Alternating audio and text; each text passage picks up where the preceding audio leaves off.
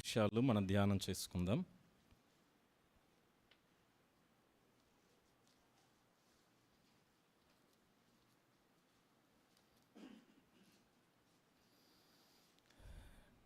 నెహెమ్యా అనే దేవుడు యెరూషలేము యొక్క ప్రాకారాలు నిర్మించడం కొరకు ఆయన వాడుకున్నట్లుగా మనం అందరం ఎరిగి ఉన్నాం. నెహెమ్యా నాయకులందరిలో కూడా ఒక చక్కటి నాయకుడిగా, నాయకత్వపు లక్షణాలు కలిగిన వాడిగా మనం బైబిల్లో చూస్తాం. నెహెమ్యా రెస్టోరేషన్ పనిలో, అనగా పునరుద్ధరణ, యెరూషలేము ప్రాకారాలను పునర్నిర్మించడం కొరకు, అటు తర్వాత ప్రజలను కూడా ప్రభువులోనూ ఆత్మీయంగా వారిని బలపరచడం కొరకు నెహెమ్యాని దేవుడు వాడుకున్నాడు. బైబిల్ గ్రంథం అంతా కూడా మనం చూసినప్పుడు మనకున్న అధ్యాయాలన్నిటిలో 1189 అధ్యాయాల్లో సృష్టి క్రమాన్ని గురించి మొదటి 2 అధ్యాయాల్లోనే మనం చూస్తాము. ఆ తర్వాత ప్రజల్ని దేవుడు వారిని రక్షణలోకి నడిపించడం కొరకు, వారిని పునరుద్ధరించడం కొరకు, ఆత్మీయంగా వారు ఎదుగుట కొరకు అన్ని అధ్యాయాల్లో కూడా దాదాపుగా ప్రజల యొక్క పునర్నిర్మాణం, పునరుద్ధరణ కొరకు వచనాలను మనం చూస్తాం. అలానే నెహెమ్యాని కూడా దేవుడు అందుకొరకు వాడుకున్నట్లు మనం చూస్తాము. కనుక నెహెమ్యా ఒక ఉన్నతమైన నాయకుడిగా తన వ్యక్తిత్వం అంతటినీ కూడా నెహెమ్యా గ్రంథంలోని అధ్యాయాలన్నీ 13 అధ్యాయాల్లో మనం చూడొచ్చు. అని కొన్ని విషయాలు అంటే ఈ రోజున మనం సమాజాన్ని మనం చూస్తున్నప్పుడు, కుటుంబాలు కావచ్చు, సమాజం కావచ్చు, స్కూల్స్ కానీ, కాలేజెస్ కానీ, జీవితాలు కానీ, సంఘాలు కానీ, నెహెమ్యా కాలంలో ఎట్లాగైతే యెరూషలేము ప్రాకారాలు కూలిపోయినట్లుగా మనం చూస్తున్నామో, అంటే ప్రాకారం, వాల్స్, కాంపౌండ్ వాల్స్ ప్రొటెక్షన్కి గుర్తుగా, అంటే బయట వాళ్ళు లోపలికి రాకుండా సపరేట్ చేయడానికి, ప్రత్యేకించబడటానికి కాంపౌండ్ వాల్ కట్టుకుంటారు. రెండోదేమో ప్రొటెక్షన్ కొరకు, అలాంటి కాపుదల కొరకు ఈ ప్రాకారపు గోడలు అనేవి కడతారు. అలాంటి ప్రత్యేకింపబడిన ఆ అనుభవానికి, అలానే శత్రువులు వచ్చి దాడి చేయకుండా ఉండటానికి అనుకూలంగా ఉండే ఆ గోడలన్నీ కూడా కూలిపోయాయి. అలానే ఇప్పుడు మనం సమాజాన్ని గమనిస్తున్నప్పుడు ఒకప్పుడు యొక్క విలువలు, ఆ ఎథికల్ వాల్యూస్ కానీ, నైతిక విలువలు, ఇవన్నీ కూడా మనం ఇప్పుడు కథలుగా స్కూల్స్లో కానీ, యూట్యూబ్లో కానీ పిల్లలకి చూపిస్తే కానీ అర్థం కాని రోజుల్లోకి మనం వచ్చాం. అంటే నైతిక విలువలు అంటే ఇవి ఇలా ఉంటాయి అనేటువంటి రోజుల్లోకి మనం వస్తున్నాం. అలాంటి రోజుల్లో నెహెమ్యా వంటి నాయకత్వపు బాధ్యత మోయవలసిన వారు మనందరం కూడా. అంటే మనం ఎవరు ఏ స్థాయిలో ఉన్న పురుషులైనా, స్త్రీలైనా, యవనస్తులైనా, వృద్ధులైనప్పటికీ కూడా ఒక్కొక్కరిని దేవుడు ఒక్కొక్క స్థానంలో, స్థాయిలో, పలు రకాల ప్రాంతాల్లో దేవుడు ఉంచుతారు గనక మన చుట్టూ కూడా పడిపోతున్న ప్రాకారాలను, ఆ సమస్యలు మనం వింటున్నప్పుడు మనం ఎలా స్పందించాలి, మరియు దాని కొరకు మనం ఎలా పని చేయాలి అనేది నెహెమ్యా జీవితంలో నుంచి ఈరోజు మనం ఆలోచన చేద్దాం. నెహెమ్యా పాడైపోయిన ఆ ప్రాకారాల గురించి విన్నప్పుడు తన స్పందన ఎలా ఉంది, ఆ తర్వాత పని చేయాల్సి వచ్చినప్పుడు తను ఎలాగ పనిలోకి దిగాడు, ఎలా పని చేశాడు, ఎలాగ ప్రజల్లోకి వెళ్ళాడు అనేది మనం చూద్దాం.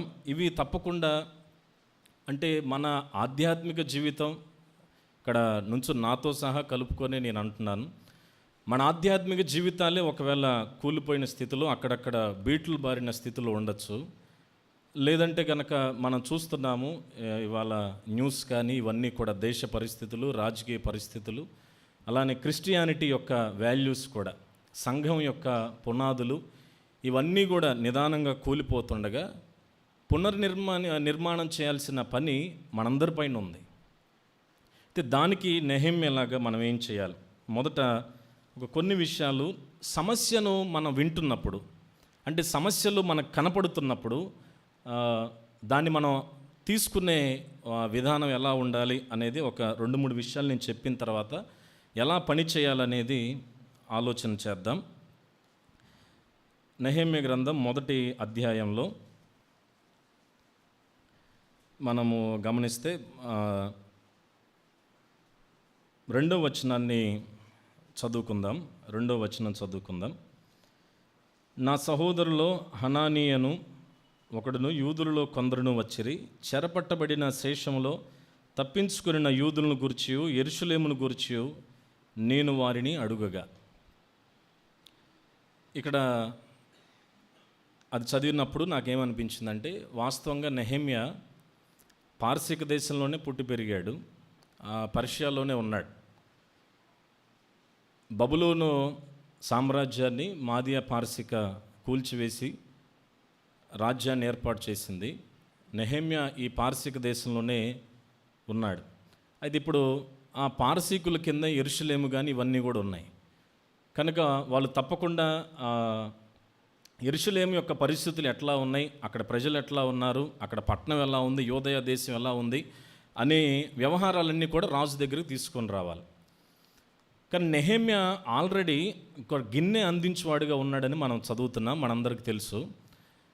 అయితే మొదటగా నేను జ్ఞాపకం చేయాలనుకున్నది ఏంటంటే, మనం నెహెమ్యా ఎట్లాగైతే గిన్నె అందించేవాడుగా రాజు పక్కన నుంచొని ఒక చక్కటి పొజిషన్లో ఉన్నప్పటికీ కూడా తన ఆలోచన, తన ధ్యాస అంతా కూడా దేవుడు మాకు అనుగ్రహించిన పట్టణం యెరూషలేం పట్టణం, యూదయ దేశం అది ఎలా ఉంది అనేటువంటి ఆలోచనతోనే, అంటే పారసీకలో ఉంటూనే యెరూషలేం గురించి ఆలోచన చేస్తున్నాడు.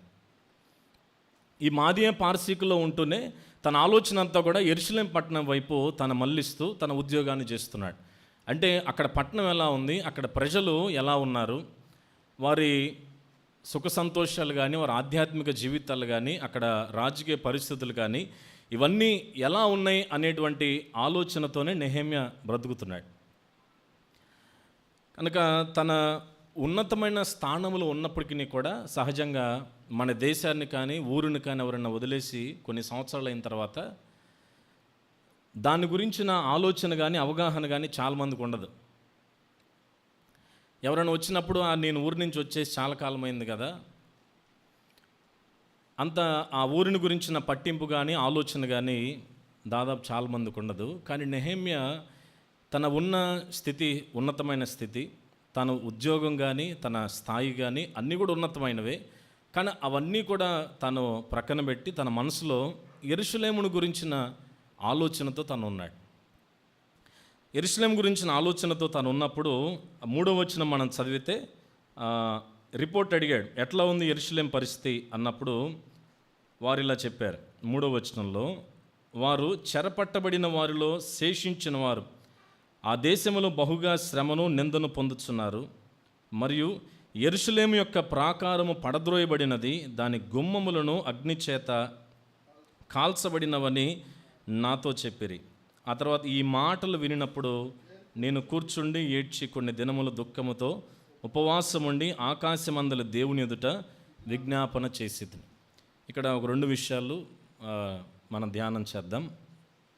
ఒకటేమో తన పార్శికలో ఉన్న యెరూషలేం గురించి ఆలోచన. అంటే మనం భూలోకంలోనే ఉన్నాం, కానీ కొలసీలోను హెబ్రీలో మనం చదివినట్లుగా మనం ఎప్పుడు కూడా పైనున్న వాటినే వెదికేవారిగా మన స్థితి, మన ఆధ్యాత్మిక జీవితం ఉండాలి. నెహెమ్యా పార్శిక దేశంలో ఉన్నప్పటికీ కూడా తన ఆలోచన అంతా కేవలం యెరూషలేం ఎలా ఉంది అనే దాంతోనే తన జీవితాన్ని కొనసాగిస్తున్నాడు. రెండవది, ఆ రిపోర్ట్ తాను వినినప్పుడు నాకేమనిపించిందంటే, తన వెంటనే తన ప్రాధాన్యత, అంటే ఇప్పుడు బహుశా మరి ఉద్యోగానికి వెళ్ళాలో లేకపోతే సెలవులో ఉన్నాడో లేకపోతే రాజు ఇంకా పిలవాలో మనకు తెలియదు, కానీ వినిన వెంటనే తన కనెక్షన్ అంతా కూడా, తన ప్రాధాన్యత అంతా కూడా మనుషుల వైపు నుంచి దేవుని వైపు మళ్ళించాడు. అంటే సమస్య ఎప్పుడైతే తన దగ్గరకు వచ్చిందో, ఆ బ్యాడ్ రిపోర్ట్, ఆ చెడు వార్త ఎప్పుడైతే తన దగ్గరకు వచ్చిందో, నా దేశము, నా ప్రజలందరూ కూడా ఇబ్బందుల్లో ఉన్నారు అని వచ్చినప్పుడు తన ప్రాధాన్యతను వెంటనే దేవుని వైపు మళ్ళించాడు. మనం చాలాసార్లు అంటే అక్కడ వారు వచ్చి రిపోర్ట్ ఇచ్చిన వెంటనే డిస్కషన్ ఆపేసి ప్రభువుతో మాట్లాడటానికి, అంటే ఆ ప్రయారిటీ అనేది దేవునికి ఇస్తున్నాడు. ఎందుకు నేను ఇది కూడా చెప్పాలనుకున్నానంటే, అంటే చాలాసార్లు మన పరిస్థితుల గురించి మన ఆలోచనలకు ఇచ్చినంత ప్రాధాన్యత, అంటే మనుషులతో, పెద్దవాళ్ళతో, లేదంటే మనం ఒంటరిగా కూర్చొని ఆ సమస్య ఎట్లా వచ్చింది, ఎందుకు వచ్చింది, దాన్ని ఎలా చేస్తే మనం అని ఆలోచించినంతసేపు చాలాసార్లు మనం అదే సమయాన్ని, అదే ప్రాధాన్యతను దేవునికి ఇవ్వటంలో చాలాసార్లు ఫెయిల్ అవుతుంటాం. కానీ నెహెమ్యా అలా చేయలేదండి. ఎప్పుడైతే రిపోర్ట్ విన్నాడో వెంటనే తన ప్రాధాన్యతను మనుషులతో డిస్కషన్ ఆపేసి, ఓకే ఇది రిపోర్ట్ అని విని తన ప్రాముఖ్యతను మనుషుల వైపు నుంచి దేవుని వైపు మళ్లించాడు. తన ప్రయారిటీ దేవుడు, తన ప్రాధాన్యత ప్రభువే. కనుక మన సమస్యల గురించి మనం చాలాసార్లు చాలా ఎక్కువసేపు ఆలోచిస్తుంటాం. అంటే ఆలోచనకి ఇచ్చినంత ఆలోచించకూడదు అనేది నా ఉద్దేశం కాదు, పెద్దల సలహాలు తీసుకోకూడదని కూడా నా ఉద్దేశం కాదు. కానీ ఇక్కడ ముఖ్యమైనది ఏంటంటే ప్రాధాన్యత. మనం దేనికి ఎక్కువ ప్రాధాన్యతనిస్తున్నాం? కానీ నెహెమ్యా ప్రాధాన్యత ప్రభువే. తను ఉంటున్న స్థితిని బట్టి తన ముందు ప్రయారిటీ దేవునికే ఇచ్చాడు. ఆ తర్వాత మరొక విషయం మనం గమనిస్తే, అక్కడ మాటలు వినిన వెంటనే తాను కూర్చుండి ఏడ్చి కొన్ని దినముల దుఃఖముతో ఉపవాసం ఉండి ఆకాశమందుల దేవుని ఎదుట విజ్ఞాపన చేసి తిని అని అక్కడ రాయబడింది. ప్రాధాన్యతను ప్రభువుకిచ్చాడు. ప్రభువుకిచ్చి ఇక్కడ వెంటనే నెహెమ్యా ఒక చక్కటి ప్రార్థనా పరుడిగా మనకు కనిపిస్తున్నాడు. నెహెమ్యాకి అంటే ఆ వార్త వినిన వెంటనే గొప్పగా వెంటనే ప్రార్థనా పరులు అవ్వలేరు ఎవరు. అంటే ముందు నుంచి దేవునితో నెహెమ్యాకి ఒక చక్కటి బలమైన కనెక్షన్ ఉంది గనకనే తను వెంటనే ఎప్పుడైతే ఆ వార్త విన్నాడో సుమారుగా 4 నెలల పాటు తాను ఉపవాసం ఉండి ప్రార్థన చేశాడు. ప్రతిరోజు కూడా నెహెమ్యా దేవునితో ఒక చక్కటి సహవాసం కలిగి ఉన్నాడు. సమస్యలు మనం వినినప్పుడు మన ప్రాధాన్యత దేవుని వైపు మళ్లించాలి, సమస్య వైపు కాదు. రెండవది, మన సమస్య మన దగ్గరకు వచ్చినప్పుడు మనం ప్రార్థనాపరులమైనప్పుడు ఆ దేవుని దగ్గరికి దాన్ని తీసుకొని వెళ్తాం. అంటే ఎప్పుడైతే నెహెమ్యా ముందు నుంచి దేవునితో కనెక్షన్లో ఉన్నాడు కాబట్టి ఆ పట్టణాన్ని గురించి ఆలోచన చేయగలడు. వాస్తవంగా నెహెమ్యా పారసీక దేశంలో ఒక చక్కటి ఉద్యోగంలో ఉన్నాడు. తనకి ఎటువంటి ఇబ్బంది లేదు, ఎటువంటి శ్రమ లేదు, ఎటువంటి నష్టం కూడా లేదు పట్టించుకోకపోయినా. కానీ ఎవరికైతే దేవుని మనసు ఉంటుందో, ఎవరైతే దేవునితో సంబంధం కలిగి ఉంటారో, సహవాసం కలిగి ఉంటారో, ఆ కనెక్షన్లో ఎప్పుడైతే ఉంటామో అప్పుడు మనం సమస్య వినినప్పుడు ఆ ప్రజల గురించి మనం ఆలోచన చేస్తాం. అంటే విని విడిచిపెట్టం.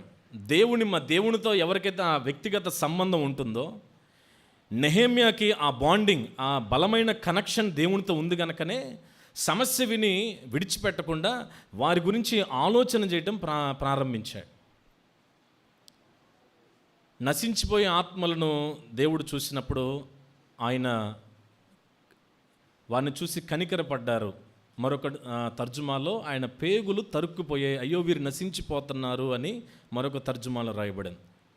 అంటే యేసు ప్రభు వంటి మనసు మనకున్నప్పుడు, ఇతరులు శ్రమల్లో ఉన్నప్పుడు, ఆపదల్లో ఉన్నప్పుడు వారి గురించిన వార్త మనకు వినపడినప్పుడు మనం ఆయన వంటి మనస్సు కలిగి వారి గురించి ఆలోచించడం మొదలు పెడతాం. కాబట్టి మనం సహవాసం ప్రభుతో ఉన్నప్పుడు ప్రజల గురించి మన ఆలోచన తప్పకుండా ఉంటుంది. వారు ఎలా పోతే మనకెందుకు అనేటువంటి మనసు ప్రభువుతో సహవాసం చేసేవారికి ఎప్పుడు ఉండదు. ఎందుకంటే ఇందాక మనం పాడుకున్నట్లుగా మన సేవ అంతా కూడా, మన పరిచర్య అంతా ప్రజలతోనే. ప్రజల ఎదుట ప్రభువుకి చేసే సేవ మనది.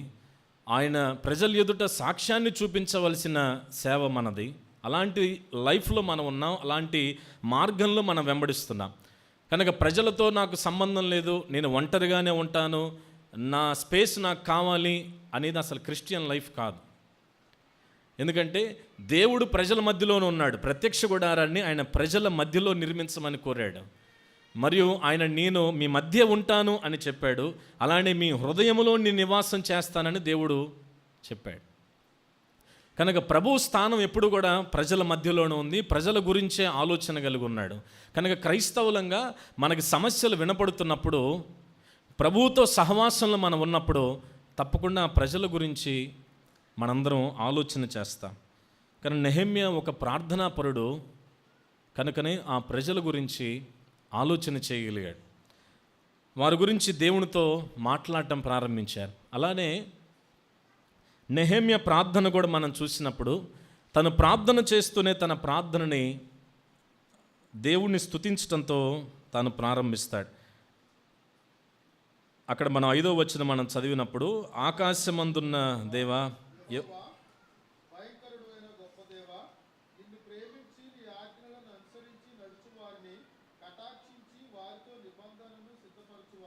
స్థిరపరచువాడు.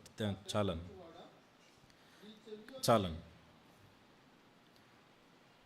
నెహెమ్యా ప్రార్థనకు పూనుకున్నాడు.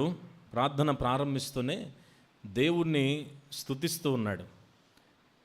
దేవుని యొక్క గొప్పతనాన్ని, గుణలక్షణాలను స్తుతిస్తూ తన ప్రార్థన ప్రారంభించాడు. కనుక మన ప్రార్థన ఎట్టి పరిస్థితుల్లోనైనా, అంటే ఎలాంటి పరిస్థితుల్లోనైనా, ఎలాంటి శ్రమల్లోనైనా, ఎలాంటి ఇబ్బందుల్లో మనము ప్రార్థనకు పూనుకున్నప్పటికీ అది దేవుణ్ణి స్తుతించడంతోనే అది ప్రారంభం కావాలి. నెహెమ్యా దేవుని యొక్క గొప్పతనాన్ని తన ప్రార్థన ప్రారంభించే ముందు దేవుని యొక్క గుణలక్షణాలను, ఆయన కార్యాలను జ్ఞాపకం చేసుకుంటూ ప్రభువుని స్తుతిస్తూ తన విజ్ఞాపనను ప్రారంభిస్తున్నాడు. అలానే తను స్తుతితో ప్రారంభిస్తూనే వెంటనే తను పశ్చాత్తాపమై వెళ్ళాడు.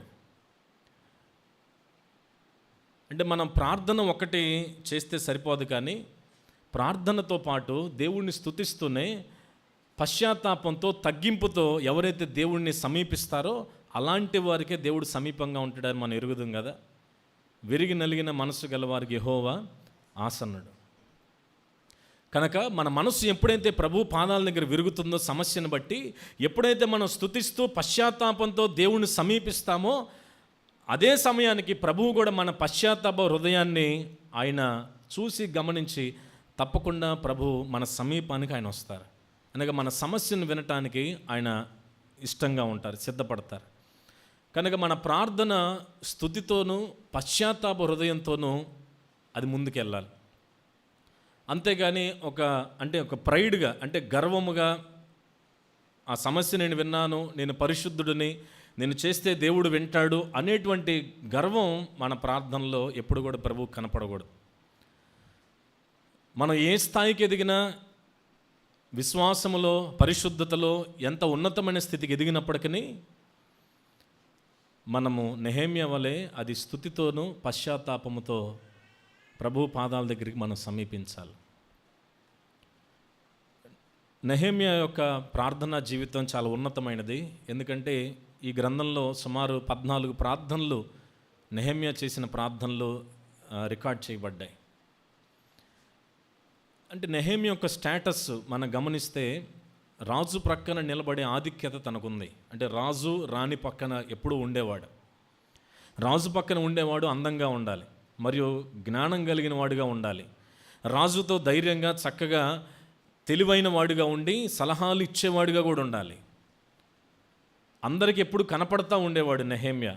ఉన్నతమైన స్థితిలో, స్థాయిలో, అందంలోనూ, జ్ఞానంలోనూ, స్టేటస్లోనూ, అన్నిట్లో కూడా ఉన్నతమైన స్థానంలో ఉన్న నెహెమ్యా తను రాజు మీదో లేకపోతే మనుషుల మీదో ఆధారపడకుండా, నా స్థితి ఇది, నేను ఫలానా అనే గర్వము కూడా తనలో కనపడకుండా, తన ప్రతి పరిస్థితుల్లో కూడా ప్రభువు మీద ఆధారపడుతూనే తను ముందుకెళ్ళాడు.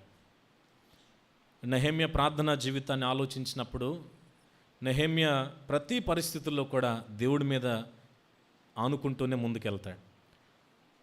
అది చదువుతున్నప్పుడు ఇటువంటి ప్రార్థనా జీవితం నాకు లేదు కదా అని ప్రభువుని నేను కూడా పశ్చాత్తాపంతో ప్రార్థన చేసుకున్నాను. ఎందుకంటే నెహెమ్యా అటువంటి గొప్ప ప్రార్థనాపరుడిగా తన గుణలక్షణాల్లో ఈ 13 అధ్యాయాల్లో మనం చూడొచ్చు.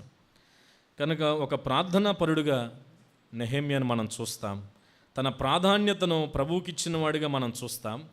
అలానే చివరి వచనంలో, తన ప్రార్థనలో చివరి వచనం మనం గమనిస్తే 11వ వచనంలో, యెహోవా చెవియొగ్గి నీ దాసుడినైన నా మొరను, నీ నామమును భయభక్తులతో ఘనపరచుటయందు ఆనందించు, నీ దాసుల మొరను ఆలకించి ఈ దినమందు నీ దాసుని ఆలోచన సఫలపరిచి ఈ మనుష్యుడు నా యందు దయచూపునట్లు అనుగ్రహించమని నిన్ను బతిమాలు కొనుచున్నానని ప్రార్థించి తిని. వాస్తవంగా నెహెమ్య యెరూషలేము ప్రాకారాల గురించి ప్రార్థన ప్రారంభించాడు. వారి గురించి వారిని జ్ఞాపకం చేసుకోమని, వారి పశ్చాత్తాపడుతూ స్తుతిస్తూ అక్కడ ప్రజల గురించి ప్రార్థించాలని తన మోకరించి ఉండొచ్చు. కానీ తన ప్రార్థన ముగించే సమయానికి తాను పని చేయాలి అనేటువంటి తీర్మానంలోకి వెళ్ళాడు. అంటే ఒకటి ప్రార్థన ఒకటి చేస్తే సరిపోదు, అక్కడ తప్పకుండా నేను కూడా వెళ్ళి పని చేయాల్సిందే అనేటువంటి ఆలోచనలోకి తను వెళ్ళాడు. కనుక ప్రార్థనా పరులు ఎప్పుడూ ప్రార్థనా పరులులాగా మాత్రమే ఉండరు, వారు పనివారిగా మారతారు. ప్రార్థనా పరులు దేవునితో సహవాసం కలిగిన వారు ప్రజల గురించి ఆలోచన చేస్తారు. వారు ప్రార్థన మాత్రమే చేయరు, కానీ ప్రార్థనతో పాటు పరిచర్య పనిని కూడా వారు తప్పకుండా ప్రభువు కొరకు చేస్తారు. నెహెమ్య ప్రార్థన ప్రారంభించాడు, స్తుతించాడు, పశ్చాత్తాపడ్డాడు. ఆ తర్వాత చివరికి తన ప్రార్థన ముగించేసరికి, ప్రభువా నేను పని చేయాలనుకుంటున్నాను ప్రజల కొరకు, రాజు హృదయాన్ని దర్శించండి అని తను పని చేయాలి అని ప్రార్థనలోనే ఒక తీర్మానాన్ని తీసుకున్నాడు. కనుక నెహెమ్య సమస్యను వినినప్పుడు, తన దగ్గరికి ఆ ప్రాకార గోడలు కూలిపోయాయనే సమస్య విన్నప్పుడు తన ప్రాధాన్యతను ప్రభువు వైపు మళ్లించాడు. అసలు సమస్య ఎలా వినపడిందంటే వారి గురించి ఆలోచన చేస్తున్నాడు కాబట్టి. ఆలోచన చేస్తున్నాడు కాబట్టి సమస్య తన దగ్గరకు వచ్చినప్పుడు తన ప్రాధాన్యత ప్రభువు వైపు చూపించాడు. వారి నిమిత్తం ప్రార్థన చేశాడు. ఆ తర్వాత వారి నిమిత్తం పని చేయాలని ఆలోచన చేశాడు. ఆ తర్వాత నెహెమ్య ఆలోచన మాత్రమే కాకుండా, నీ కొరకు నేను పని చేస్తాను అని అంటూ సమస్యను తను ఆలోచించిన విధానం అయితే చివరికి అది పని చేయాలి అనే ఉద్దేశంతో దాన్ని ముగించాడు. నెహెమ్య పని చేసిన విధానాల్ని మనం ఒకసారి ఆలోచన చేద్దాం. తను ఎలాగ పని చేశాడు, ఎలాగ యెరూషలేము వెళ్ళాడు, ఎలాగ తన పని విధానం, తన పనితీరు ఎట్లా ఉందో ఒకసారి మనం ఆలోచన చేద్దాం. 2వ అధ్యాయంలో 4వ వచనాన్ని మనం ఒకసారి చదువుకుందాం. 2వ అధ్యాయం 4వ వచనం చదువు.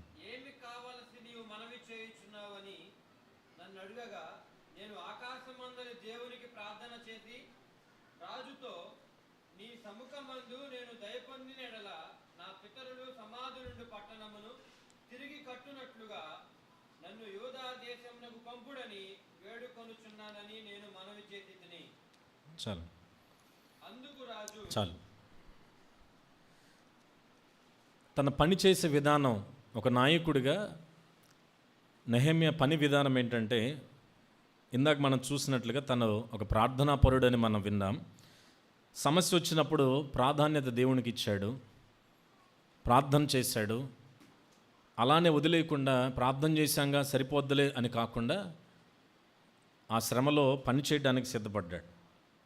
అట్లానే ఇక్కడ తాను ఇప్పుడు పని చేయబోతున్న విధానాన్ని మనం గమనిస్తే, ఆ రాజు దగ్గరికి వెళ్ళేటప్పుడు కూడా, జవాబు ఇచ్చేటప్పుడు కూడా తను ప్రార్థనతోనే అప్రోచ్ అవుతున్నాడు. అంటే తన పనిని ప్రారంభించేటప్పుడు కూడా నెహెమ్య ప్రార్థన ద్వారానే రాజు దగ్గరికి ప్రవేశించాడు.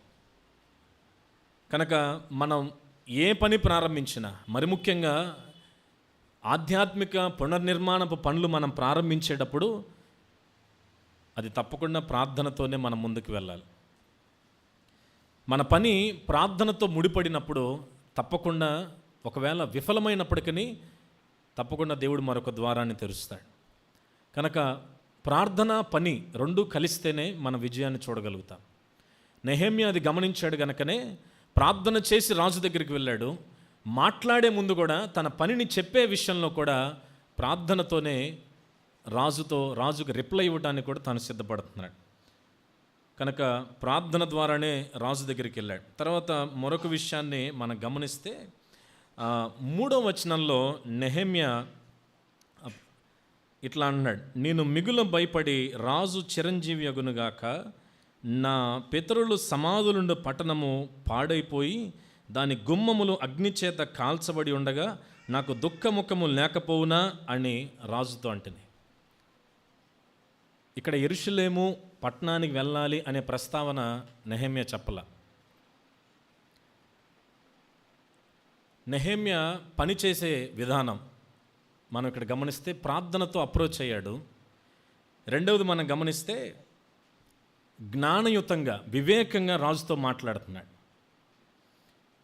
పని ఎప్పుడు కూడా వివేకవంతంగా అది ప్రారంభం కావాలి, లేదంటే మొరటగా ప్రారంభిస్తే మధ్యలో ఆగిపోయే ప్రమాదం ఉంటుంది, లేకపోతే ఎక్కువ కష్టపడిన ఫలితం లేకపోతే రిజల్ట్ తక్కువ కనపడే అవకాశం ఉంటుంది. కానీ ఇక్కడ నెహెమ్యా నేను యెరూషలేము వెళ్ళాలి అని డైరెక్ట్గా రాజుతో చెప్పట్లా. నా పితరులు సమాధులు ఉన్న పట్టణానికి నేను వెళ్ళాలి, అవి పాడైపోయాయి, కాలిపోయాయి, కనుక నాకు బాధ ఉండదా రాజా అని అంటున్నాడు. ఎందుకంటే సమాధులు ఇవన్నీ కూడా యూదులు ప్రాముఖ్యతనిస్తారు. మనకు తెలుసు, అబ్రహాము సమాధి విషయంలోనూ యోసేపు సమాధి విషయంలో ఇవన్నీ కూడా మనము ఆదికాండంలో చూస్తాం. అలానే క్రొత్త నిబంధనలు కూడా మనం చూస్తాం. కనుక తాను ఇది ఒక మతానికి సంబంధించిన విషయం, ఇది వాళ్ళ నమ్మకానికి సంబంధించిన విషయం అని రాజు దగ్గరికి వివేకంగా మాట్లాడుతూ రాజు దగ్గరికి వెళ్ళాడు. అంటే నేను యెరూషలేము వెళ్ళాలి, ప్రాకారాలు కట్టాలి, నాకు సెలవు ఇవ్వండి, అలా కాకుండా ప్రభువా రాజుగారు నా పితరులు ఉన్న సమాధులన్నీ కూడా అగ్నిచేత కాల్చబడ్డాయి, అవి పాడైపోయాయి, నాశనమయ్యాయి, అందుకే నేను బాధపడుతున్నాను అని వివేకంగా నెహెమ్యా రాజుకు జవాబిచ్చాడు. కనుక మన పని చక్కగా ముందు కొనసాగాలంటే అది వివేకవంతమైన జ్ఞానయుతమైన మాటలతో మనం ముందుకెళ్ళినప్పుడు తప్పకుండా మన పనిని మనం ముందుకు తీసుకెళ్ళగలుగుతాం. కానీ నెహెమ్యా అదే గమనించి ఇట్లా నేను మాట్లాడితే తప్పకుండా రాజు నా సమస్యను అర్థం చేసుకుంటాడనే ఉద్దేశంతో సమాధులు అని తను అక్కడ సంబోధించడం మనం చూస్తాం. కనుక జ్ఞానయుతంగా రాజుతో అక్కడ నెహెమ్యా మాట్లాడతాడు. జ్ఞానయుతంగా మాట్లాడటం మాత్రమే కాదు, కానీ అక్కడ మరొక విషయాన్ని నెహెమ్యా అక్కడ సంబోధిస్తాడు. రాజు సరే నెహెమ్యా నువ్వు వెళ్దువు కానీ అని చెప్పినప్పుడు తను ఇట్లాగంటాడు. 7వ వచనం 8వ వచనాన్ని మనం చూస్తే, ఇదియుగాక రాజుతో నేను ఇట్లాంటిని, రాజునకు అనుకూలమైతే యూదా దేశమున నేను చేరు వరకు నన్ను దాటించునట్లుగా నది అవతలనున్న అధికారులకు తాకీదులను, పట్టణ ప్రాకారమునకును మందిరముతో సంబంధించిన కోట గుమ్మములకును నేను ప్రవేశింపబో ఇంటికిని దూలములు మ్రానులు ఇచ్చినట్లుగా రాజుగారి అడవులను కాయు ఆసాపునకు ఒక తాకీదునీయుడిని అడిగి తిని, ఈలాగు నాకు తోడుగా ఉండి నాకు కృప చూపుచున్న నా దేవుని కరుణాహస్తము కొలది రాజు నా మనవి ఆలకించెను. చాలు. నెహెమ్యా పని చేయాలనే తొందర కలిగినవాడు మాత్రమే కాదు, కానీ ఆ పనిని ఎట్లాగ ప్రారంభించాలి, ఎట్లాగ ముందుకు తీసుకెళ్ళాలి అంటే ఇప్పుడు నెహెమ్యా అక్కడికి వెళితే ఒట్టివాడిగానే వెళ్ళాలి. అందుకని రాజుతో ముందుగానే తను ఒక ముందు చూపుతో ఒక ప్రణాళికను వేసుకొని రాజుతో మాట్లాడుతున్నాడు. రాజా నా అవసరాలు ఇవి నాకు ఇప్పించండి, నేను నది దాటాన్ని నాకు పర్మిషన్ ఇప్పించండి, అలానే గుమ్మాలు కట్టడానికి కొంత చెక్కను కొంత కలపను నాకు ఇవ్వండి అని చెప్పి వాస్తవంగా ఈ పారసీక దేశం నుంచి అటు యెరూషలేము వెళ్ళటానికి సుమారుగా 1200 కిలోమీటర్ల దూరం. ముందు ఇక్కడి నుంచి బయటపడితే చాలు, రాజు ఒప్పుకున్నాడు, మనం బయటపడిపోతే చాలు అని మాత్రమే కాకుండా నెహెమ్యా ఆలోచిస్తున్నాడు ముందు చూపుతోనే కొన్ని నెలలు సంవత్సరాల తర్వాత ప్రారంభించబోయే పని కొరకు ఏమి కావాలి, అక్కడికి అన్నీ ఏమో కాలిపోయి ఉన్నాయి, అక్కడికి వెళ్తే మనకు ఎవరు సహాయం చేయరు, వాళ్ళే శ్రమల మధ్య వాళ్ళు బ్రతుకుతున్నారు, కానీ ఇక్కడి నుంచి నేనే ఏదైనా తీసుకెళ్ళాలి అని ముందు చూపుతో నెహెమ్యా తన పని విషయంలో జ్ఞానయుతంగా తను రాజుతో మాట్లాడి పర్మిషన్స్ తీసుకొని తన ముందుకెళ్తున్నాడు. చాలాసార్లు పని చేయాలనే ఆత్రంతో చాలా విషయాలు మనం మర్చిపోతూ ఉంటాం. ఇంతకుముందు మేము అక్కడ అపార్ట్మెంట్లో ఉన్నప్పుడు కారు ఉండేది. అప్పుడు సేవకులు ఎప్పుడైనా కారు తీసుకొని రమ్మన్నప్పుడు ఒకసారి నేను అంటే లేట్ అయినప్పుడు ఒకసారి హడావుడిగా లిఫ్ట్ కూడా రావట్లేదని వెంటనే మెట్లు దిగి ఫాస్ట్గా కిందకు వచ్చాను. చూస్తే తాళం నొక్కుతుంటే కారు తాళం రావట్లే. ఎందుకంటే ముందు వెళ్ళాలి, కారు తీయాలి, లేట్ అయిపోయింది, అంకుల్ దగ్గరికి వెళ్ళాలని ఉద్దేశంతో నేను 4-వీలర్ తాళం పోయి బండి తాళం తెచ్చి అది నొక్కుతున్నాను అనమాట. చూస్తే 2-వీలర్ తాళం మళ్ళీ పైకి పరిగెత్తుకుంటూ వెళ్ళి మళ్ళీ కిందకు వచ్చి కారు తీసుకొని మళ్ళీ రావాల్సి వచ్చింది. అంటే పని చేయాలనే తొందరలో మనం చాలాసార్లు చాలా విషయాలు అక్కడే మర్చిపోతాం, మధ్యలో మానేస్తాం. కానీ నెహెమ్యా పని చేయాలని ఎంతో తృష్ణ కలిగి ఉన్నాడు. అట్లానే ఎలా చేయాలి, దీనికి ఏం కావాలి, ఎట్లా నిర్మాణం స్టార్ట్ చేయాలి, ఎట్లాగ ఈ పని నేను ప్రారంభించాలంటే ఎట్లాగ ముందుకెళ్ళాలి అనే దాంతో ముందు చూపుతో అన్నీ ఆలోచన చేసుకుంటూ తాను రాజు దగ్గరికి కావాల్సిన పర్మిషన్ కానీ అలానే నిర్మాణానికి కావాల్సిన కొంత సహాయాన్ని కూడా తను ముందుగానే అడిగి తీసుకొని నెహెమ్యా వెళుతున్నాడు. కనుక మన పనిలో ఆ ముందు చూపు ఉన్నట్లయితే అది దేవుని పనైనా మన ఇంటి విషయాలైనా మనం వాటిని ముందుకు తీసుకెళ్ళగలుగుతాం. లేదంటే మధ్యలోనే ఆగిపోయే ప్రమాదం ఉంటుంది, లేదంటే తిట్లు తినాల్సిన అవసరత రావచ్చు. నెహెమ్యాలో మరొక లక్షణాన్ని మనం గమనిస్తేనండి, 2వ అధ్యాయంలోనే 12వ వచనాన్ని మనం అక్కడ చదవచ్చు. 2వ అధ్యాయంలో 12వ వచనంలో నాతో కూడనున్న కొందరును లేచుకుని యెరూషలేమును గూర్చి దేవుడు నా హృదయమందు పుట్టించిన ఆలోచనను నేనెవరితోనైనా చెప్పలేదు, మరియు నేను ఎక్కి ఉన్న పశువు తప్ప మరి ఏ పశువు నా యొద్ద ఉండలేదు. చాలా తర్వాత 14వ వచనాన్ని తరువాత నేను బుగ్గ గుమ్మమునకు వచ్చి రాజు కోనేటికి వెళ్ళి తిని గాని నేను ఎక్కి ఉన్న పశువు పోవుటకు ఎడము లేకపోయాను. చాలు. ఇంకోటి మనం గమనిస్తే నెహెమ్యాలోని ఒక లక్షణం, తాను పనిని చక్కగా అంచనా వేయగలిగిన వాడిగా మనకు కనపడతాడు. ముందు చూపుతో అన్ని పర్మిషను అలానే నిర్మాణానికి కావాల్సినవన్నీ కూడా రాజు దగ్గర అడిగి తీసుకొని ముందుకు వెళ్ళడం మనం చూస్తాం. అట్లానే ఇక్కడ తాను ఎప్పుడైతే యెరూషలేములోకి ఎంటర్ అయ్యాడో అక్కడ సన్బల్టు టోబియా అనేవారు ఎదురయ్యారు.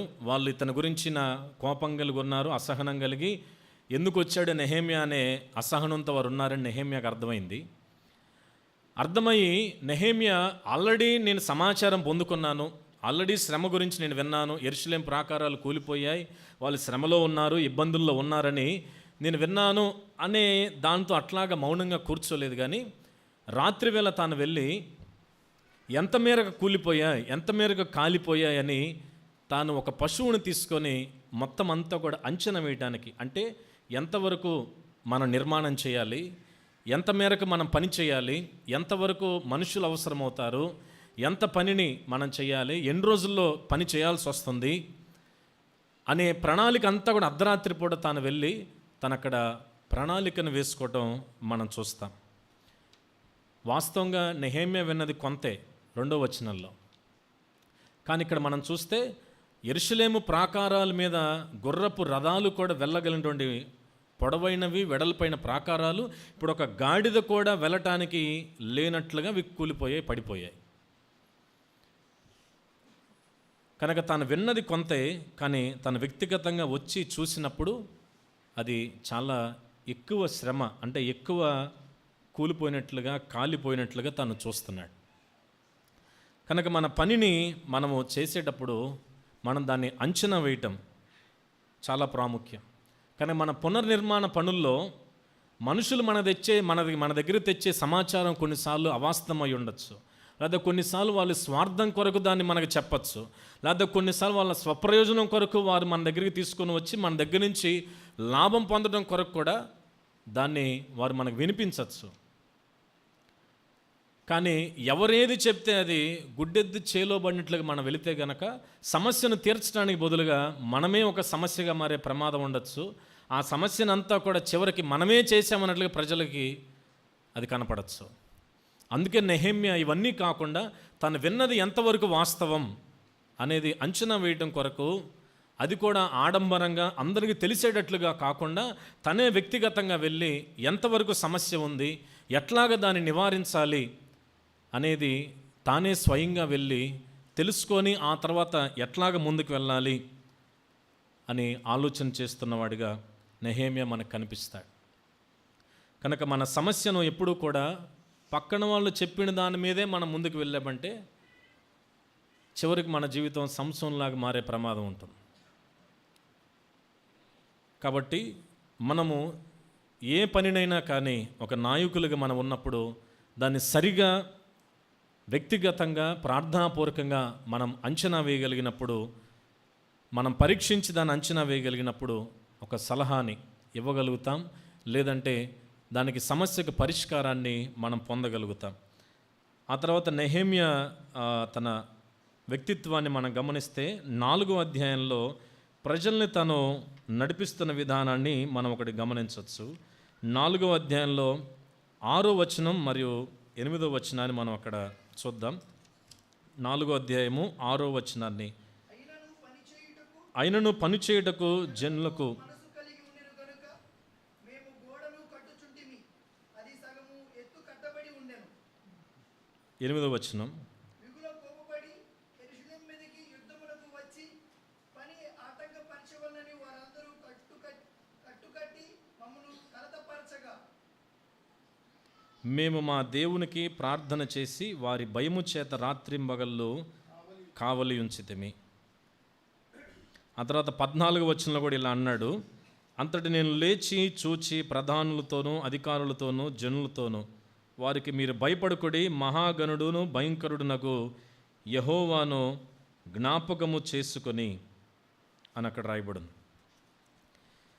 నెహెమ్యా చక్కటి ప్రార్థనాపరుడు, ప్రణాళికలు వేయగలిగిన వాడు, ముందు చూపుతో తన అవసరాలను, నిర్మాణపు అవసరాలను ఎరిగినవాడు మాత్రమే కాదు, కానీ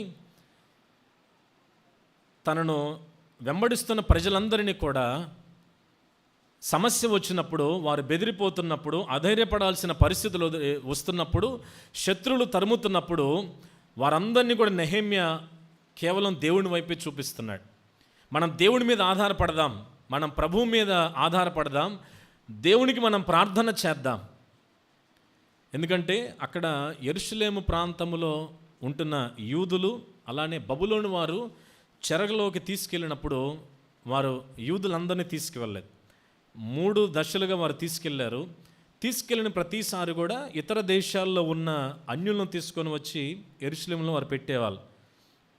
అట్లాగా అన్యులు మరియు యూదులు కలిసి విగ్రహారాధన, అన్య ఆచారాలు యెరూషలేములో ప్రారంభమై సమరయులు అక్కడ పుట్టుకొచ్చారు. కనుక ఇప్పుడు వారు దేవుని మీద ఆధారపడటం, ప్రార్థన చేయటం, ప్రభువు వైపు తిరగటం ఇంతకు ముందు కంటే కూడా ఇప్పుడు అవన్నీ చాలా తగ్గినాయి. అందుకని నెహెమ్యా వారు అధైర్యపడి తిరిగి మరలా పనిని మానేసే ప్రమాదం ఉండొచ్చు. అందుకని నెహెమ్యా తన సమస్య వచ్చినప్పుడు, శత్రువులు దాడి చేయడానికి, చంపడానికి చూస్తున్నప్పుడు ప్రజలందరినీ కూడా ప్రభువు మీద ఆధారపడేటట్లుగా ఒక నాయకుడిగా తన వాళ్ళందరినీ కూడా డైరెక్ట్ చేస్తున్నాడు. కనుక మనకి ఎంత జ్ఞానం ఉన్నప్పటికీ, ఎంత సపోర్ట్ ఉన్నప్పటికీ కూడా, ఇప్పుడు వాస్తవంగా నెహెమ్యాకి రాజు యొక్క సపోర్ట్ ఉంది, జ్ఞానయుతంగా పనిచేసే తలాంతు ఉంది. అయినప్పటికీ కూడా ప్రజలందరినీ కూడా దేవుని మీద ఆధారపడేటట్లుగా, ప్రభు వైపు వారు చూసేటట్లుగా వారిని ప్రేరేపిస్తున్నాడు. అంతేగాని వారు కత్తులు పట్టుకున్నారు కానీ యుద్ధం చేయలే, ఈటెలు పట్టుకున్నారు కానీ యుద్ధం చేయలే. ప్రభువా, వారి సంగతి నువ్వే చూసుకో, నువ్వు యుద్ధము చేయాలి, వారికి మీరే శిక్ష వేయాలని నెహెమ్యా ప్రార్థన చేస్తాడు. నెహెమ్యాకి వారందరినీ కూడా నడిపించే సామర్థ్యం ఉంది. అయినప్పటికీ వాళ్ళందరినీ మనం ధర్నా చేద్దాం, లేదంటే రాజీ పడదాం, లేదంటే మనందరం కలిసి కూర్చొని మాట్లాడుకుందాం, లేదంటే వారి మీద ఎదురు తిరుగుదాం అనే ఆలోచన నెహెమ్యాకి లేదు. ప్రజలను కూడా అలా ప్రేరేపించాల. ఈ రోజున క్రైస్తవులపైన జరుగుతున్న దాడులు ఇవన్నీ అప్పటి నుంచే ఉన్నాయి. నెహెమ్యా కాలంలో జరుగుతుంది అదే దాడులు కదా. దేవుడు నమ్మిన ప్రజలపై వారు దాడి చేస్తున్నారు, చంపాలని చూస్తున్నారు. నెహెమ్యా ఒక నాయకుడు, రండి మనందరం కలిసి రాజు దగ్గరికి సమస్య తీసుకెళ్దాం, లేకపోతే ఒక ధర్నా చేద్దాం, మన కంప్లైంట్ ఇద్దాం అని కాకుండా మనము ప్రార్థన చేద్దాం అని ప్రభువుని వారికి ఇంట్రడ్యూస్ చేస్తున్నాడు. ప్రభువు దగ్గరికి వాళ్ళని నడిపిస్తున్నాడు. మనం చాలా పరిస్థితులు మనం ఎరిగిన వారమే, చాలా పరిస్థితులు మన కుటుంబాల్లో కానీ సమాజంలో కానీ మనం చూసిన వారమే. ఒకప్పుడు ఎంతో గొప్పగా ఆరంభించబడిన సేవలు ఎంతో భయభక్తులతో, ఎంతో మోకాళ్ళు మరియు కన్నీటి ప్రార్థన, సువార్త పరిచర్య ద్వారా కట్టబడిన గొప్ప దైవజనుల త్యాగాల మీద కట్టబడిన పరిచర్యలు ఈ రోజున అది కోర్టుల చుట్టూ ఆ కానుకలు ఎవరు పంచుకోవాలి, లేదంటే ఈ పరిచర్ని ఎవరు చూసుకోవాలని చెప్పి లాయర్లు డిసైడ్ చేస్తున్నారు, జడ్జి డిసైడ్ చేస్తున్నాడు, లేకపోతే ఆఫీసర్ ఎస్ఐ ఆ చర్చికి వచ్చి డిసైడ్ చేస్తున్నారు.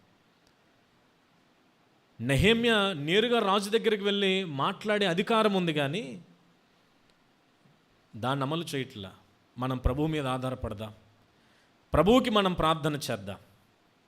అది నెహెమ్యా పనిచేసే విధానం. ధర్నాల్లో, సెటిల్మెంట్లో, లేదా కోర్టులు, లేదా పోలీస్ స్టేషన్ అని కాదు, మనము ప్రభు వైపు చూద్దాం. ప్రభువు మనకి సహాయం చేయగలిగిన సమర్థుడు కదా అని వారందరినీ కూడా ప్రభువు వైపు మళ్ళిస్తున్నాడు నెహెమ్యా. కనుక నెహెమ్యాలో అట్టి గొప్ప లక్షణాన్ని మనము చూస్తాం. అట్లానే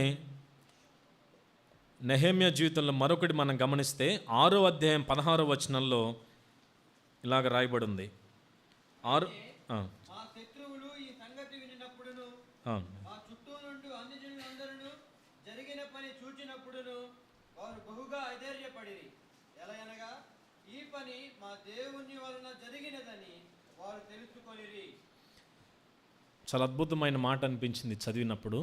52 రోజుల్లో నెహెమ్యా యెరూషలేము ప్రాకారం అంతటిని కూడా నిర్మాణాన్ని పూర్తి చేయగలిగాడు. అనేక వేలాది మంది సహకారులు నెహెమ్యా యొక్క ప్రార్థన వలన నెహెమ్యా పక్కన నిలబడ్డారు. అటు తర్వాత 52 రోజుల్లో ఆ నిర్మాణం అంతా కూడా పూర్తయిపోయింది. అన్యులు వారందరూ కూడా దాన్ని చూస్తున్నారు. వారందరూ ఆ పనిని చూసిన తర్వాత, అది సమాప్తమైన తర్వాత వారంటున్న మాట, అధైర్యపడి వారంట ఈ పని మా దేవుని వలన జరిగినది అని అన్యులందరూ తెలుసుకున్నారు. వాస్తవంగా అక్కడ ఎవరి వల్ల జరిగిందని వినపడాలి? నెహెమ్యా పేరు వినపడాలి, కనపడాలి. కానీ నెహెమ్యా ఆ మహిమను, ఆ ఘనతను ప్రభువుకు ఆపాదించాడు. నెహెమ్యా మాత్రమే కాదు, అక్కడున్న ప్రజలందరూ కూడా వీరు నమ్మిన దేవుడు వీరికి సహాయం చేశాడు అనేటట్లుగా నెహెమ్యా జీవితం, తన నాయకత్వం ప్రజలందరూ అన్యులతో సహా ప్రభువును ఘనపరిచేటట్లుగా ఉంది. కనుక మన పని, మన నాయకత్వం కావచ్చు, అది గృహంలో కావచ్చు, సంఘంలో కావచ్చు, ఎక్కడైనప్పటికీ కూడా మనం చేసిన పనిని బట్టి మహిమ మనకు కాదు కానీ ప్రభువుకు కలగాలి. నెబుకద్నెజరు గెడ్డెందుకు తిన్నాడో మనకు తెలుసు. హేరోదు ఎందుకు చచ్చిపోయాడో మనకు తెలుసు. మహిమను వారికి ఆపాదించుకోవటం వల్ల. కనుక మన దేవుడు ఇష్టపడినది ఒక విషయం ఏంటంటే, మహిమ ఎప్పుడు కూడా మనం దొంగిలించకూడదు. ఆయన మాత్రమే మన ద్వారా మహింపరచబడాలి. ఆయనకి ఇవ్వాల్సిన స్థానాన్ని తప్పకుండా మన జీవితాల్లో మనం ఆయనకి మాత్రమే చెల్లించాలి. చాలాసార్లు మనకు తెలియకుండానే మనం ఆ అభినందనలను, పొగడ్తలను మనం కోరుకొని ప్రభువుని ఉంచాల్సిన ఆ స్థానంలో మనం నిలబడిపోతుంటాం. కానీ నెహెమ్యా పనంతటిని కూడా పూర్తి చేసిన తర్వాత 1200 కిలోమీటర్ల ప్రయాణం చేసి శత్రువులకు శ్రమలు వాళ్ళు చంపేస్తామని బెదిరించినప్పటికీ కూడా, మరియు కత్తులు పట్టుకొని శత్రువులు నిలబడినా, నిరాశపరిచిన, వనరులను ఆపివేయడానికి ప్రయత్నం చేసిన, వీటన్నిటికీ తట్టుకొని నిలబడి వేలాది మంది ప్రజలను నడిపించిన వాడు ఘనతకు అర్హుడే. అయినప్పటికీ కూడా ఇది నా వల్ల కాదు, దేవుని వల్ల మాత్రమే జరిగిందని చెప్పి నెహెమ్యా మాత్రమే కాదు, దేవుడు నమ్మని అన్యజనులు కూడా నెహెమ్యాని మర్చిపోయి నెహెమ్యాని ఆరాధించిన దేవుని గణపరుస్తున్నారు. కనుక మన జీవితంలో ప్రతి సందర్భంలో, ప్రతి విషయంలో మహిమను ఎప్పుడు కూడా ప్రభువుకి మనం ఆపాదించేవారుగా మనం ఉండాలి. లేదంటే మనము కూడా శిక్షకు పాత్రులము కావచ్చు. ఎందుకంటే దేవుడు దాన్ని ఎప్పుడు కూడా సహించడు. తర్వాత మరొక మాటను నేను చూపిస్తాను. 1-2 మాటలు చూసి మనము ముగించుకుందాం. 7వ అధ్యాయంలో 5వ వచనాన్ని ఒకసారి చదువుకుందాం. 7వ అధ్యాయంలో 5వ వచనాన్ని చదువుకుందాం. జనసంఖ్య చేయునట్లు నా దేవుడు నా హృదయంలో తలంపు పుట్టింపగా. అది చదివినప్పుడు నాకు ఇలా నెహేమ్యాలో మరొక లక్షణం నాకు అనిపించింది. నెహేమ్యా పనంతటినీ కూడా తన ఇష్టానుసారంగా కాదు, కానీ అది కేవలం దేవుని చిత్తానుసారంగా తన పనిని చేస్తూ వచ్చాడు. నా దేవుడు నా హృదయంలో తలంపు పుట్టింపగా, తను ముందు నుంచి మనం చదివినప్పుడు నెహేమ్యా ఇదే వైఖరి కలిగి ఉంటాడు. ప్రతి విషయంలో దేవుడు నాకు ఈ ఆలోచన ఇచ్చాడు, దేవుడు నాకు ఈ భారాన్ని పెట్టాడని చెప్పి దేవుడు తన హృదయంలో పెడుతున్న భారాన్ని, ఆయన చిత్తాన్ని గ్రహించి, ఆయన ఇస్తున్న ఆలోచనలను గ్రహించి నెహేమ్యా దైవ చిత్తానుసారమైన నాయకుడిగా తన జీవితంలో ముందుకు వెళ్ళాడు. కనుక మన జీవితాల్లో ప్రభువు మనకిస్తున్న ఆలోచనలు, వాక్యం చదివేటప్పుడు మనకు ఆలోచనలు వస్తాయి. కొన్నిసార్లు సేవకుల ద్వారా దేవుడు మనకు ఆలోచనలు ఇస్తారు. కొన్నిసార్లు ఒక పాట ద్వారా కావచ్చు, ఏ రూపంలోనైనా కానీ దేవుడు మనకి ఒక ఆలోచన ఇస్తారు, లేదంటే ఒక హెచ్చరికను చేస్తారు, లేదంటే ఒక పని విషయంలో మనం ఎలా ముందుకు వెళ్ళాలో మనకు నేర్పిస్తారు.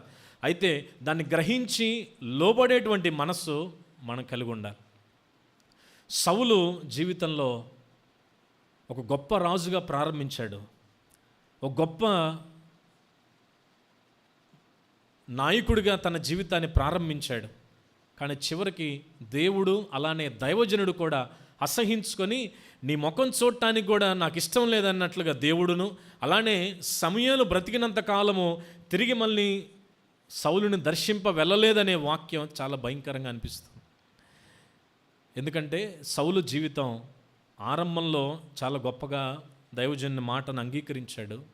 అటు తర్వాత కొంతకాలం గడిచిన తర్వాత తన ఇష్టమైనట్లుగా, తన మనసులో ఏది తోస్తే అదే క్షేమం అనుకున్నట్లుగా తను నడవటం వల్ల దేవుడు తిరిగి మరలా సౌలుని చూడటానికి, కలవటానికి దేవుడు ఇష్టపడలేదు. కనుక మన జీవితంలో కూడా దేవుని చిత్తం ఏదో మనం తెలుసుకొని ప్రవర్తించినప్పుడు తప్పకుండా మన విజయాన్ని చూడగలుగుతాం. పౌలు జీవితంలో మనం ఇదే చూస్తాం. పౌలు ఏ పని చేసినా ప్రార్థనాపూర్వకంగా దైవ చిత్తానుసారంగా తను చేయగలిగాడు కాబట్టి అనేక మంది శిష్యులను తయారు చేయగలిగాడు. అలానే పత్రికలను రాయగలిగాడు, సంఘాలను తాను స్థాపించగలిగాడు. మరి ముఖ్యంగా అపోస్తలుల కార్యం 16వ అధ్యాయంలో పౌలు యొక్క దర్శనం మనం చూస్తే అక్కడ లూదియా హృదయం తెరవబట్టం, ఫిలిప్పీలో సంఘం, తర్వాత జైలు అధికారి యొక్క రక్షణ, మారు మనస్సు, తన కుటుంబం అంతా కూడా ప్రభువుని ఎరగటం, అదంతా దేవుడిచ్చిన ఆలోచన చొప్పున పౌలు నడవటం వల్ల కలిగిన లాభాలు.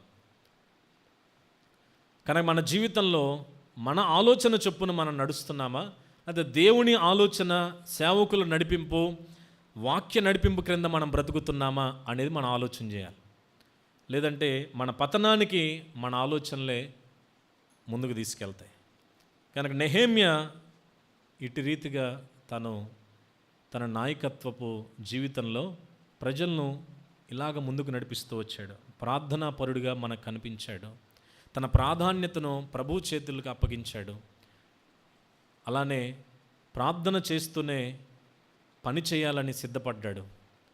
ప్రార్థన చేసేవారు తప్పకుండా పని చేయడానికి ఇష్టపడతారు. అట్లానే నెహేమ్యా జ్ఞానయుతంగా రాజుతో మాట్లాడాడు, వివేకంగా పనిచేశాడు. ఆడంబరంగా, హంగులో, ఆర్భాటాలతో కాకుండా అర్ధరాత్రి వెళ్ళి సమస్య ఏంటని తెలుసుకొని ఒక అంచనాకు వచ్చి పని చేయడం ప్రారంభించాడు.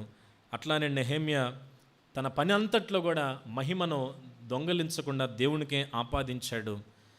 అట్లానే ప్రజలను తన వైపు కాకుండా, యుద్ధాలు చేయడానికి కాకుండా ప్రజలను ప్రభువు వైపు నడిపించి విజయవంతంగా 52 రోజుల్లో కూలిపోయిన ప్రాకారాలను నిర్మించడానికి నెహేమ్యా జీవితాన్ని దేవుడు వాడుకున్నాడు. అలానే ఇక్కడున్న మనందరం కూడా మన జీవితాల్లో కూడా దేవునికి ఒక ఉద్దేశం ఉంటుంది. సమాజం మరియు అన్ని పరిస్థితులు కూలిపోతుండగా ఇక్కడున్న మనము కూడా నెహేమ్యా వలె జ్ఞానయుతంగా, ప్రార్థనాపూర్వకంగా, వివేకంతో, ఒక ప్రణాళికతో, నాయకత్వానికి లోబడుతూ, ప్రభువుని మహింపరుస్తూ, ప్రభువుని స్తుతిస్తూ ప్రార్థనాపూర్వకంగా మనం వెళుతున్నప్పుడు కాలిపోయి కూలిపోతున్న సమాజాన్ని, ఆధ్యాత్మిక విలువలను మనం కూడా నిలబెట్టేటువంటి స్థాయిని దేవుడు మనకు కొడిస్తాడు. కనుక నెహేమ్యా అంటే నాయకత్వం ఈ రోజుల్లో మనందరము కలిగి ఉంటే తప్పకుండా పడిపోతున్న మన సమాజాన్ని, క్రైస్తవ విలువలను మనం తప్పకుండా ఎంతో కొంత పూర్తిగా కాకపోయినా కొంతైనా మనం నిలబెట్టగలుగుతాం. కనుక నెహెమ్యా జీవితాన్ని మనము మరలా ఆలోచన చేసి అతని నాయకత్వాన్ని పాటించుటకు దేవుడు మనకి సహాయం చేయునుగాక.